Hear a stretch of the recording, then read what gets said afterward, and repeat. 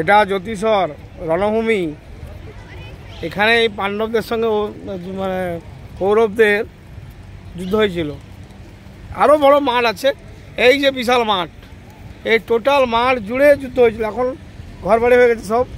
ওইদিকে একটু খালি মাঠ আছে, ওই যে মাঠটা, এখন অনেকটা মাঠ আছে। এটা এখানেই কিছুটা সময়ের জন্য অর্জুন যুদ্ধ স্তব্ধ করে দেওয়ার জন্য শ্রীকৃষ্ণ তাকে উপদেশ দিয়েছিল যে আসলে কি ঘটতে চলেছে, কি হবে, সবই তা গীতার বাণী হিসাবে বর্তমানে আমরা প্রকাশ পেয়েছি, আমরা যেটা জানি।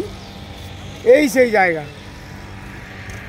ওই যে ওখানে ওই গাছটার কাছেই গীতার উপদেশ দিয়েছিলেন, গীতার বাণী যাকে বর্তমানে গীতার বাণী।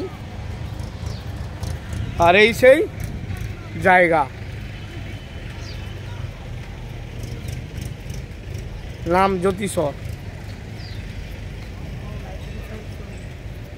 এখানে লাইট অ্যান্ড সাউন্ড শো হয় রাত্রে, 30 টাকা টিকিট। বিশ্বরূপ দর্শন।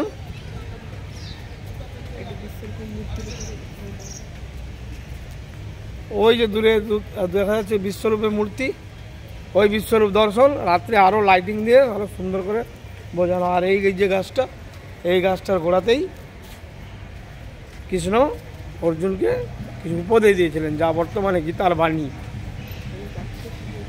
খুব সুন্দর জায়গা, অবশ্যই সবাই আসবেন এই জায়গাটায়। আর ওই যে দূরে মাঠ, এই মাঠটা জুড়ে পুরোটা এটা হচ্ছে এই কুরুক্ষেত্র প্রান্তর, যেখানে মহাসংগ্রাম হয়েছিল কৌরবদের সঙ্গে পাণ্ডবদের। বিশাল মাঠ, বিস্তীর্ণ জায়গা। আমরাও বর্তমানে সেই রণভূমিতে আছি এখনো।